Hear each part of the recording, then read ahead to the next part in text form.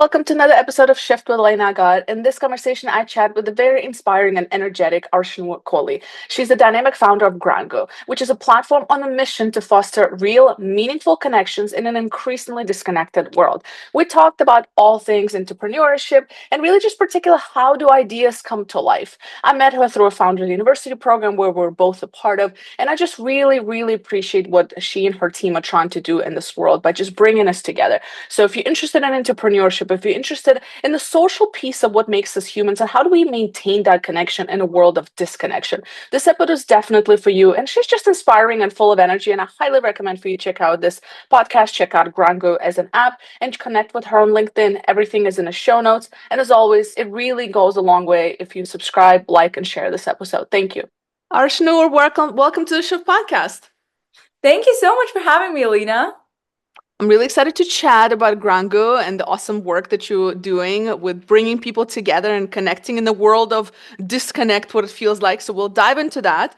But just for context, for people to know, we met as part of the Founder University cohort. So it's really exciting that you guys are part of the cohort as well. It's really nice to meet other entrepreneurs that are building cool products and just innovating and creating, and so inspiring. So I'm always really happy to chat with the fellow entrepreneurs. So thank you for making the time. And listen, let's dive into a little bit about your background first before we go into Grango and the awesome things you're doing with that. Talk to me a little bit about like your life before startup life.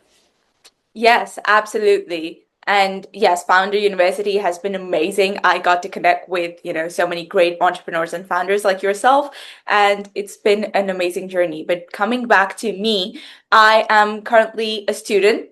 I'm in my senior year at UCLA, and I'm studying business economics. So how did we come to the idea of starting Grangu? It's actually super funny. So it started with something super simple that people crave real connection. Mm-hmm. But when you move to a new city, after university, after a job change, you suddenly realize how hard it is to make new friends. I felt that when I moved to San Jose this year for my internship. I wanted to meet people my age, people I could actually hang out with. But the question was always, where do you even go? Where do you find new friends? And honestly, most social apps do not help. Like everything is super filtered, super curated, and it's always behind a screen. So food kind of felt like the most natural bridge. It's universal, it's disarming. When you share a meal with somebody, you're fully present. You share that. It's the one human ritual that transcends culture, language, everything. You can literally sit across from a total stranger, share a meal, and suddenly you know them. When you laugh, Yeah. you share stories, you feel seen, you feel like you belong. And yeah, that became the foundation for Grangu, which, by the way, it literally means hungry in Haitian. Ah, very cool. Because we're all hungry, not just for food, but for connection, for belonging. So yeah, we built Grangu to do something different. Hmm. You tell us, the app is basically you tell us what you like to eat, your age range, your schedule, your budget, and we seat you with people you are likely to vibe with. It's one-on-one. Or a small 3 to 4 person mini table. Yeah. Yeah, no, that's very cool. And I want to dive more into that in a minute, but it's just Yes. really cool that you're like, hey, I couldn't find people to meet, so let me find a solution for myself, essentially, but it's Yes. relevant to a lot of people. I'm Absolutely. curious, and in your so in your generation, your college age, right? I'm an elderly millennial, and what I often hear from elderly millennials, like, oh, well, the Gen X's are, I mean, the Gen Zs, they don't want to necessarily come together. They really just want to stay at home and play video games and so on. But then you flipping the script on all this and saying, like, actually, no, we also want to connect and we also want to meet each other in person. So tell me a little, what's your reaction to that? Yeah, absolutely. I think I get where they're coming from since a lot of Gen Z are still in school, are still in college, as you said. And adult friendships are harder than, school or college friendships because when you're in school, when you're younger, your friendships or your connections, the people you're surrounded with, it just depends on a structure. You're surrounded by people your age, you have shared routines, Yeah. Friendships just happen by accident. You don't actually realize the value of the same till you move out on your own and you're suddenly like, I wish there was someone like me who understood, where I am. Mm. And I think Gen Z, sometimes we kind of assume that adulthood comes with a lot of freedom and but sometimes it does come with isolation. So when you move, Yeah. when you leave that structure, that the bubble that you have been in, it takes months, sometimes years to find your people. And that gap is not like the best place to be in. You start to question yourself because we need community. No matter what the age is, we as human beings need community and we strive for connection. We are wired for it. And yeah, that's what we are trying to solve. Mm. And you're absolutely right. I mean, listen, I lived abroad for 8 years and then I came back to the US, a few years back. And when I came back, and even to this day, it's very hard to find friendships at any age. And to your point, like as when you're in school, it's a little bit simpler. And I think that what I like that you're doing is that you're really, meeting people where they are in terms of like their preferences, their age groups, and so on. I think that's the hardest part because you go to like an event, let's say any other event, and it's like people from just different backgrounds, it's overwhelming. You don't know who you should connect with versus here. You just go directly, you enjoy a meal, and a meal is like culturally, as you said, the most disarming, friendly, comfortable space. And also you're happy because you're eating, which also, like all your what is it, like all the good chemicals in your body's like going off because you're enjoying a nice meal and it's just like it's a whole vibe. So I really like that. What have you seen? Like, I know you guys are, and by the way, we need you on the East Coast, okay? I know you guys are on the West Coast right now, but I want Grand Guru. I need to meet new people and have a meal. We are. Um, We very soon. yeah, please. Yes, 'cause I know you guys are like you already launched in LA, I think. You were in Los Angeles, right, at first? We're in LA and in Phoenix. So we are Nice. targeting the West Coast, but very soon, I promise you, we're coming to the East Coast. Yeah. You know what else I'm thinking is I wonder because this problem of isolation doesn't exist just in a regular day to day, but also exists very much in organizations today. That's the space that we're in. And so are you like, can you see how this can be translated in organizations to help even people in organizations come together better? Yeah, absolutely. And I feel like it's so interesting that you mentioned that because, I think I was talking to somebody about it and it was a clear distinction between collaborating with people and just doing tasks. So Mm, sometimes in organizations, see, the main idea, the core idea is very, very similar. You need to feel like you belong, you need to feel like you're seen, you need to feel important, and you need to have a sense of community. Otherwise, you're not going to be super efficient, you're not going to be super productive, and you're not going to be super happy doing whatever, tasks you're doing, even like in an organization. I feel like shared group lunches, break rooms in companies, in organizations, they have existed in the past. And I feel like sometimes, like in today's culture, when everything is so optimized to be efficient, I feel like somewhere in the want and the need to be the best, to be the most efficient, we are losing that. And I mm, think it is super, super important to feel like you belong and to feel like you're seen and connect with people. It can be, a 5-minute daily check-in, a gratitude journal. What do you love most about this job? Like, what is the bigger impact that you're making? Or just connecting with people. There are companies like Google and Meta where the offices are so big that you haven't even met people in your department or like in other departments. So just mm. connecting with them, eating food and seeing like how the work each of you, are doing, how it connects to the bigger mission or the bigger goal. So yeah, I feel like Yeah. we agree with you on that. Yeah, and I think to your point, we're so caught up in like doing and then we just don't even make time to really connect with our coworkers. And then furthermore, if you're in a remote environment, that becomes even more difficult. And I can see how, yeah, I can see like I want to know your thoughts, but like I can see how if you're a company that is virtual, have access to something like Grangu, where it's specifically like a section for their employees that are in different parts of the US and they can like meet Yeah. over, you know what I'm saying? Like, what are your thoughts on that? Are you planning to do something within that space?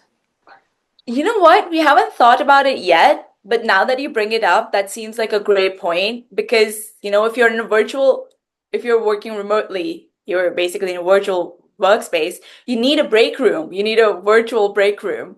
Yeah. And you can still connect. You can have a channel where you kind of come in whenever, and there's always people, and you talk to them. You can have shared meals. So we can definitely look into that. Like, that seems like a super interesting concept, especially after COVID, when remote work culture has become so much more common and everyone wants to work from, their own space, which kind Mm, of takes away from the real life human connection. Like, I so yeah. wish I were sitting right in front of you right now Yes. talking to even though this is great, but It's that not the same. Yeah, it's not the same.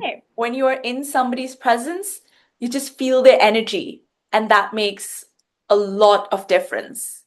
Mm, That's what we are trying to build. Like, food is the way, it's not the goal. The aim yeah. is the connection, the belonging in each and every aspect.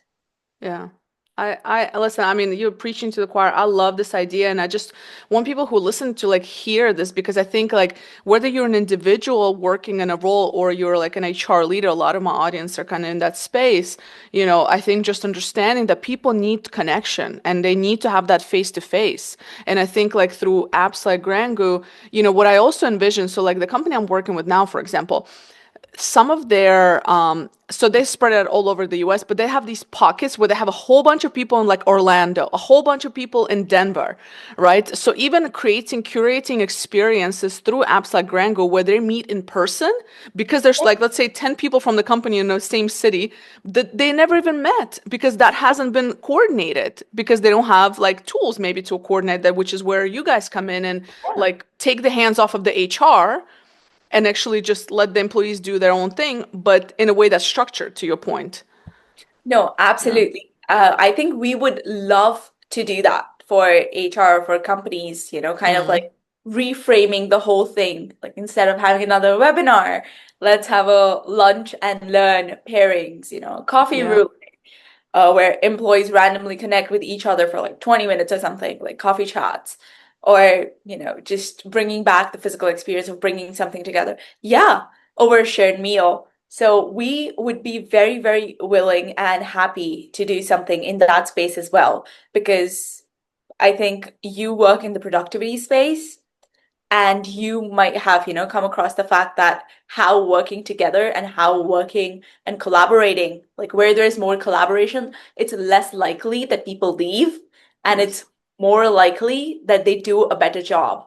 They are at a point when you work with somebody, when you see what you're working, why you're doing the things, and if you genuinely enjoy your work, instead of looking at things like, what is the minimum that I have to do? You start looking at it as, what is the maximum amount of work I can do so that we Mm. get to our goal faster.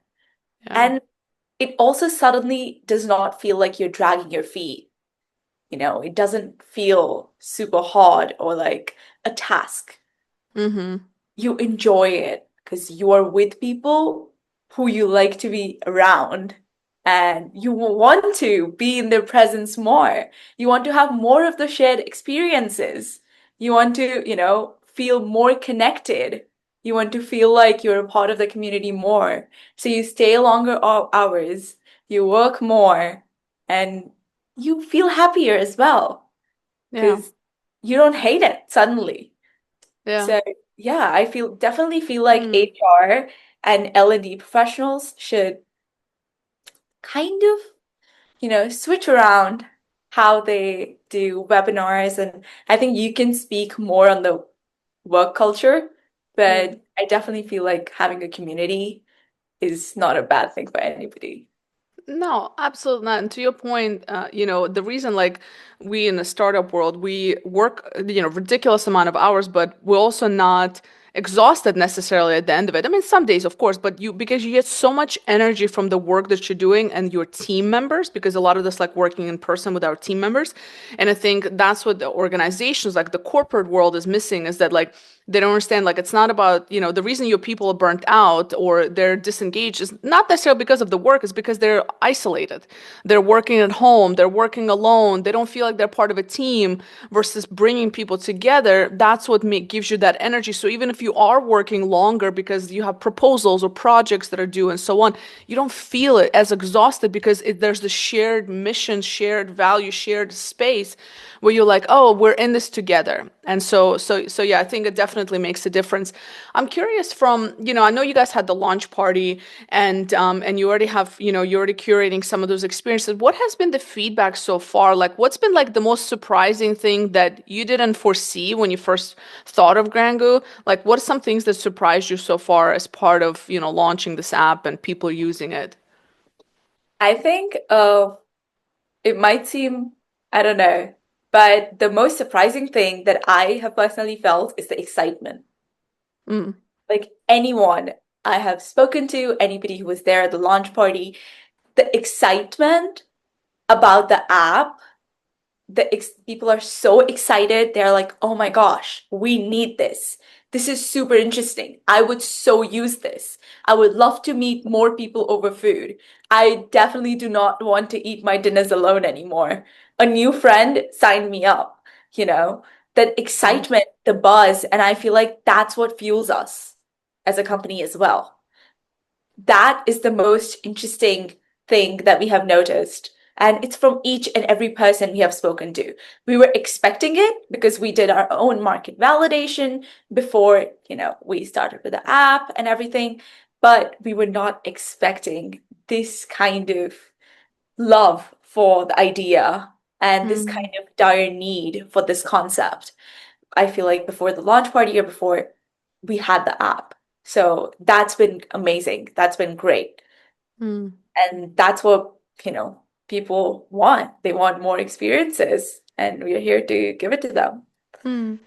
And I think it's also like the networking kind of has a bad rap in terms of you go to an event, there's just so many people, it's so hard to connect with people versus this is a much more less scary environment, so to say, Yeah. to people, especially like introverts or younger people who maybe just don't have the opportunity to build relationships or networks. So they might be just a little bit more on the shy side or just a little bit more reserved and so on. So it's hard to to build relationships in these big conferences or events or these kind of things, where here it's a very, like you said, like one-on-one or small group. And it's also what I also find interesting about the app is that it's around a meal, that so basically like dietary restrictions are Yeah. considered. And that's Yes. important because how often do you go to an event and you're like, oh my God, I can't eat anything here, or Yeah. and then it adds to the awkwardness because then you're like that person, you're like that picky eater or something Yeah. like that. Versus, tell me a little bit more about that and kind of what brought you Yes. to think about that. Yes, absolutely. We don't want you to feel excluded, no matter what your dietary restrictions are, no Mm, matter like what your food preferences are. We do not want you to feel excluded. We do not want you to go on a dinner and then be awkward or feel, embarrassed about something you don't eat or something you're allergic to or something you simply just don't like or are not mm, feeling that day. So we don't want that. And that's why we have all the different features in our app. So you go and meet people and you just focus on the connection, not any of the, buzz surrounding it, not other things, not like, oh my gosh, is this good? Is this bad? We will match you. We will choose a good restaurant so you enjoy. We will find the perfect match for you. So you actually kind of have stuff to talk about. You actually kind of relate, basically the perfectly curated person for you. So yeah, we don't want you mm, to go through the hassle, but instead simply just focus on the connection, like mm. in that moment. Yes, so that's why Yeah. we have that. You know what else interesting that comes to mind? And I know your aim is to connect people, like just, like for, Yes. just building relationships or friendships and so on, but this is a great dating app.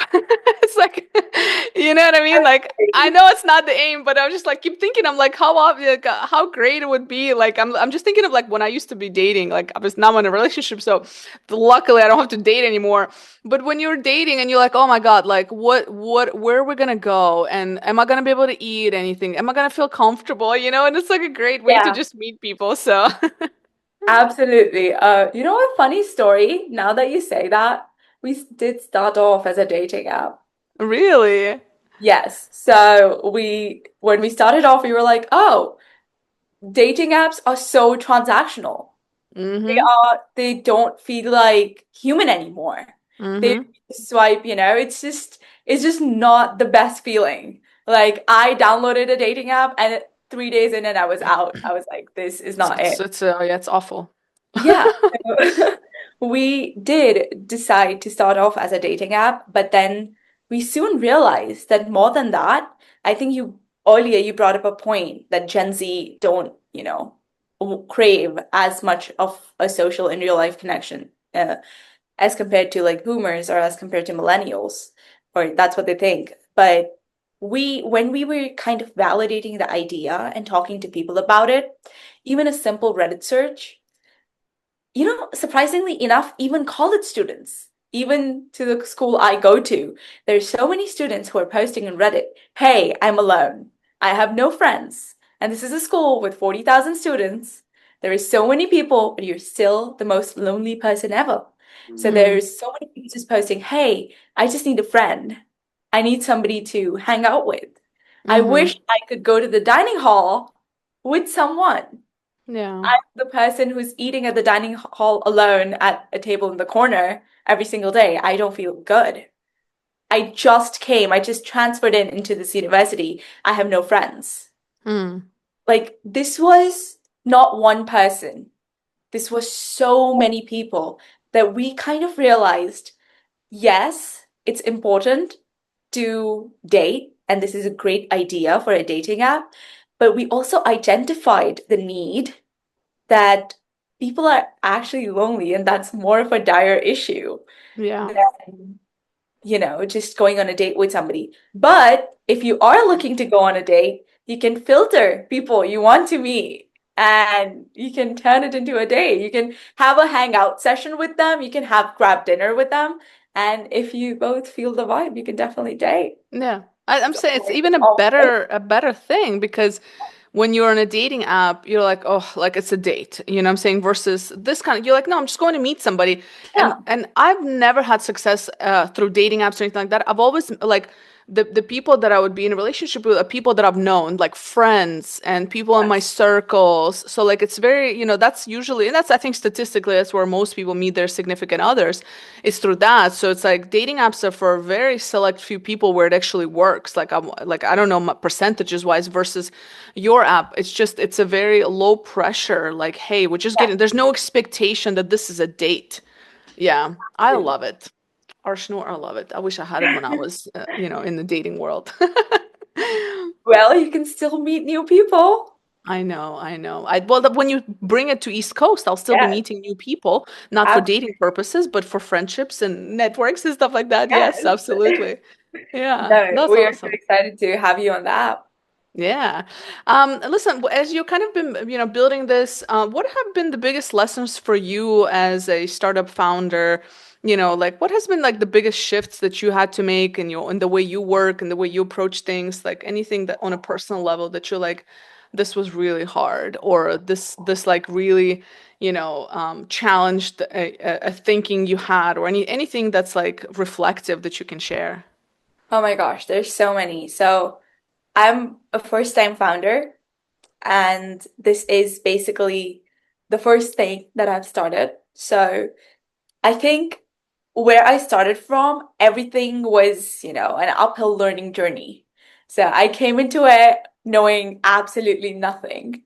So I feel like there is so much learning uh, that we have learned, my co-founders and I, like everyone, we did learn a lot.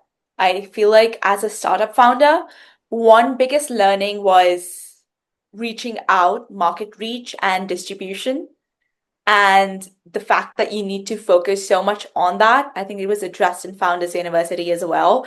Mm, But we were already done with, we were already like halfway through with the app by then. I feel like we should have focused way more on distribution and letting more people know about that we are doing this.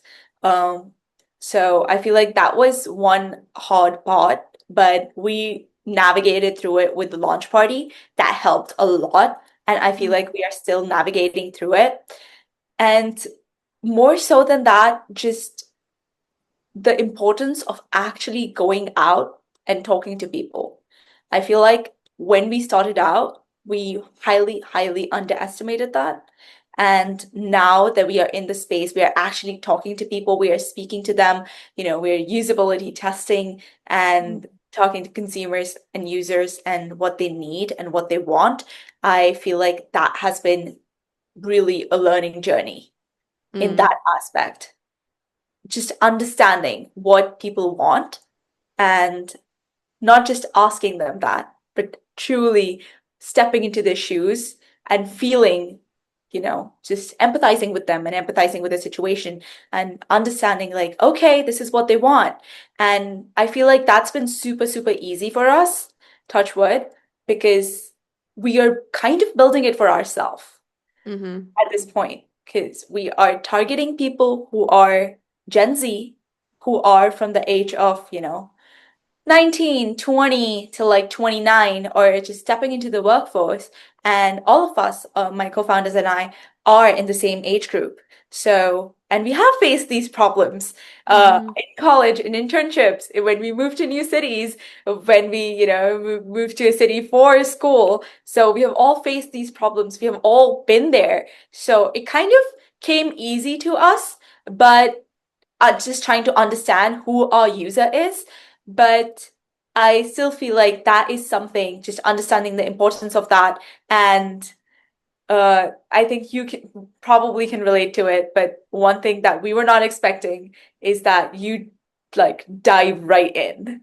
So you dive into everything. There's like everything going on all at once and just mm-hmm. juggling everything, with work. That's been quite interesting, and that's been a, a great learning curve on how to Mm. manage everything together and not let, anything get messed up while managing it. Yeah. Yeah, it's no, it's a good point about just going out there and talking to people that Yeah. could be your customers. Because I think we get so excited as founders, just like developing products and like doing all this in-house stuff. And we sometimes lose track of like who we're doing it for. And it's like, oh, it's the customer. We need to go, and it's very easy to get caught up, which is why it's so important to like pause, which is Yeah. very hard to do because like you said, like you're doing sales, you're doing marketing, you're doing development, you're doing back Everything. end work, you're doing reach outs, you're doing social media, you're doing all these things, and you just get caught up, for lack of a better word. And if you don't pause and say what actually does work and what do I need to focus on, like what does each party in the startup has to focus on, I think it's so important.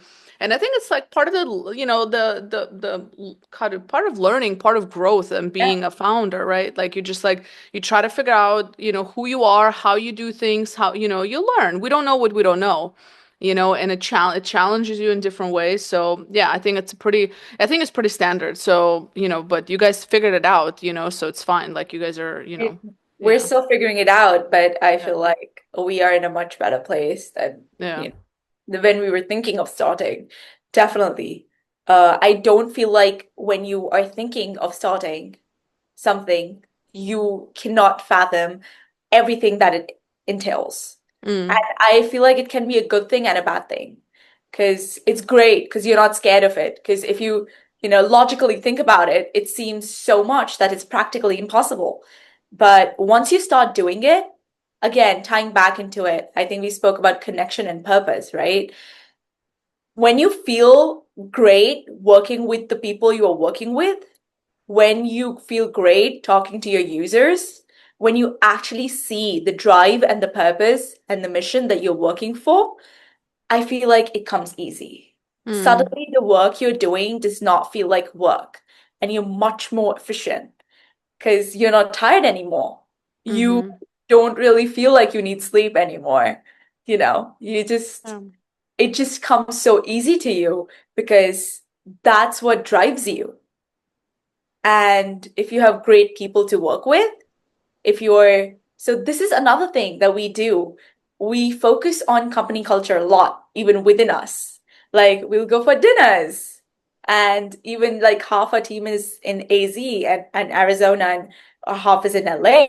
So sometimes they will come to LA, and like this weekend I was in Arizona, and like our team went to Arizona, and we did a small tabling event, we did a dinner, and yeah, so we do these things to keep the culture intact. And so everybody loves working and keeps on loving the work that they're doing and feels, Yeah.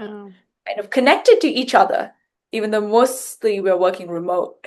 So, Yeah. yeah, But you're practicing what you're preaching, basically. You want to make sure you're creating the same experiences for your own team instead of just building and, building. because if we don't like it, then how can we like give it to somebody else?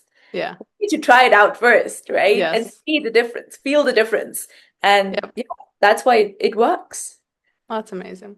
Yes, no, I'm really excited to see where it grows. I'm so excited to chat with you as you guys are building this out and launching on the West Coast. And I can only see like it being across the U.S. And hopefully international. That's the dream, right? Like just grow and I think it really does matter. I think we're more isolated and lonely than ever before. Statistically, we see this over and over again, especially among the young people, the Gen Zs, and I think it's needed.